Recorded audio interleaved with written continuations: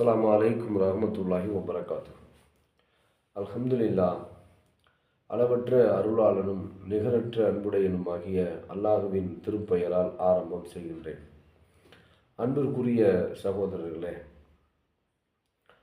அல்லாஹுடைய பேரருளால் அவனுடைய மார்க்கம் அதன் தூய வடிவத்திலே முஸ்லிம் சமுதாய மக்களுக்கு மத்தியில் சென்று சேர்ந்திருக்கிறது என்பது இறைவன் நமக்கு அருளிய பெரும் பாக்கியம்.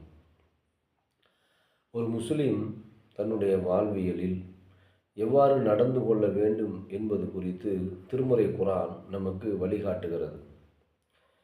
எப்பொழுதெல்லாம் நாம் திருமறை குர்ஆனை படிக்கிறோமோ அந்த திருக்குர்ஆன் நம்மோடு, ஒவ்வொரு மனிதனோடும் இறைவன் பேசுகின்றான் என்கிற எண்ணத்தோடு நோக்கத்தோடு திருமறை குர்ஆனை படிக்கும் பொழுது நாம் எவ்வாறு நடக்க வேண்டும் என்பதை இறைவன் நமக்கு சொல்லித் தருகிறான் என்பதை நாம் புரிந்து கொள்ள முடியும்.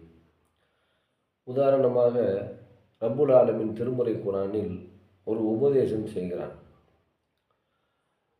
நன்மையிலும் இறை அச்சத்திலும் ஒருவருக்கொருவர் உதவி செய்து கொள்ளுங்கள், பாவத்திலும் பகைமையிலும் ஒருவருக்கொருவர் உதவி செய்து கொள்ளாதீர்கள் என்று அல்லாஹ் ரப்புல் ஆலமீன் திருமறை குர்ஆனில் சொல்கிறான்.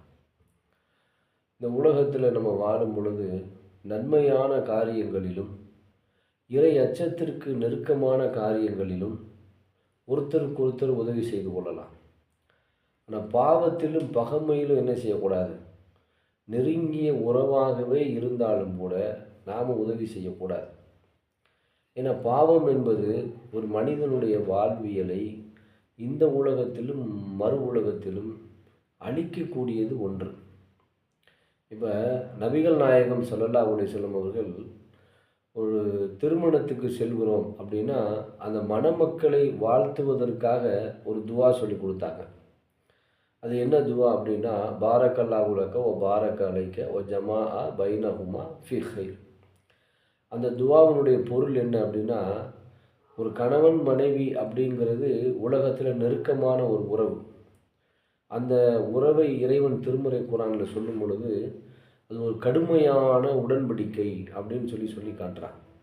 கடுமையான ஒரு ஒப்பந்தம். ரொம்ப எளிதில் என்ன செஞ்சிட முடியாது, அந்த ஒப்பந்தத்தை முறித்து விட முடியாது அப்படின்னு சொல்லி அல்லாஹ் ரப்புல் ஆலமீன் சொல்லுகிறான்.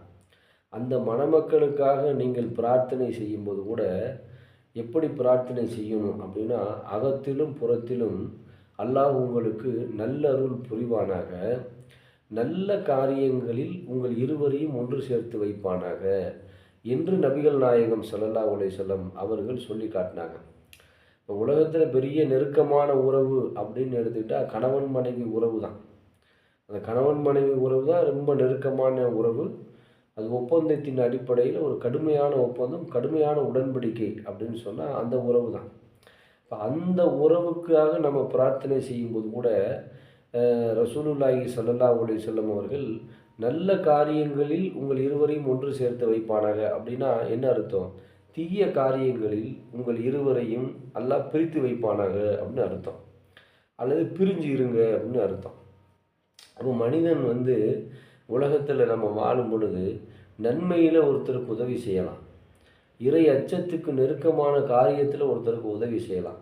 ஒருத்தர் பாவம் செய்ய போகிறாரு அல்லது பகைமையை அவர் வளர்க்கிறாரு அப்படின்னு சொன்னால் அவர் அந்த காரியத்துக்கு நம்ம என்ன செய்யக்கூடாது? உதவி செய்யக்கூடாது.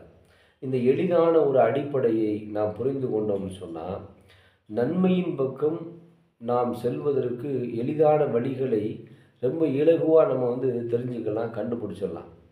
ஸோ கொஞ்சம் கஷ்டம். உலகத்தில் ரொம்ப நெருக்கமானவங்க பாவம் செய்வாங்க, ரொம்ப நெருக்கமானவங்க தான் பகைமையை வளர்ப்பாங்க. அப்போ நமக்கு அது என்ன செய்யும்னா, நம்ம நெருக்கமான ஆளாச்சே, இவருக்கு நம்ம எப்படி விட முடியும் அப்படின்னு நம்ம நினைக்க தேவையில்லை. பாவத்தில் உன் கூட நிற்க மாட்டேன் நான், நீ பகைமையை வளர்க்குறியா, அதில் உன் கூட நிற்க மாட்டேன். சமாதானத்தை போதிக்கிறியா, சமாதானம் ஓகே. நல்ல காரியங்களை செய்கிறியா, ஓகே. இறை அச்சத்துக்கு நெருக்கமான காரியத்தை செய்கிறியா, சரி உன்னோட நான் நிற்கிறேன் அப்படின்னு சொல்லி நம்ம நிற்கணுமே தவிர உலகத்தில் என்ன செய்யக்கூடாது? தீமைக்கு ஒரு காலத்திலும் நாம் துணை போய்விடக்கூடாது. தீமை செய்பவர்களோடு நம்ம என்ன செஞ்சிடக்கூடாது? நின்று விடவும் கூடாது. ஏன்னா அதுக்கு அல்லாஹ்வுடைய பெரிய அருள் வேணும். நன்மையின் பக்கமே ஒரு மனிதன் செல்லணும் அப்படின்னா அல்லாஹ்வுடைய அருள் இல்லாமல் செல்ல முடியாது.